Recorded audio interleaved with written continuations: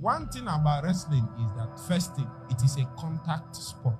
How many of you have played table tennis? When you are playing it, do you need to touch your opponent? That is not a contact sport. Paul gave us context in this teaching. You have to consider the environmental influence in his choice of words, because you will notice that he is speaking to the Ephesians. There is a woman called Diana. Where is she based? This is where he fought well. And that is why, you see, he didn't tell us all the story of the beast he fought. He just gave us the lessons he learned along the way. Paul said, for we wrestle. It means that spiritual warfare is a contact engagement. You will make contact. And because you will make contact, there are many things involved in it. There is a good side, there is the bad side. If you fight pigs, more often than not, you need to be taking baths. Because if you don't, after a while of fighting pigs, you will notice that you start looking like them.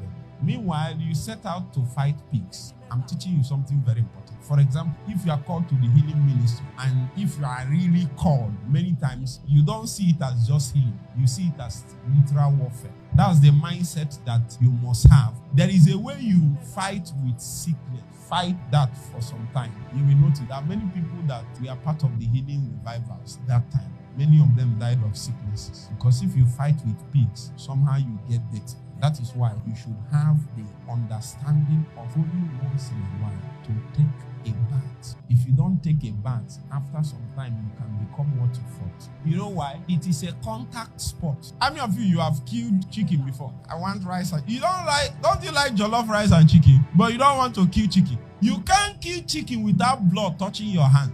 Is that not true? It's a contact sport. There are some basic things that you should carry in your consciousness. Because sometimes when you combat makes contentions in spiritual warfare, if you are not careful, a portion or a part of you will receive, it's like you are painted a little from what you are contending with. The blood is the blood of the chicken you killed, but it has touched you. So you need a form of cleansing and washing.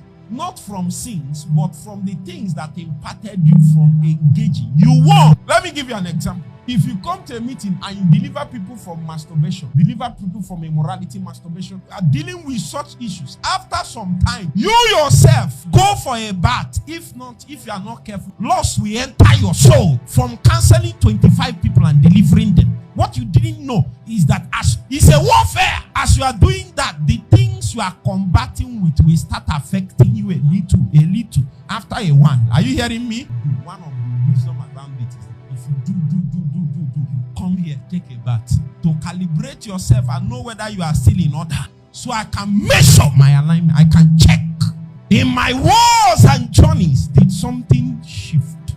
Knock it back. These are basic things. Is it not true? Let's assume now that God sent me to the body of Christ to correct all the, sometimes God can send you, say, battle, say, contention to destroy all the falsehood and everything that is in the body. Your barometer will now be love. Because after some time, if there is no tank of love, you will find out that you can become one with what you are fighting. What you are doing will now be worse than what you are trying to deal with.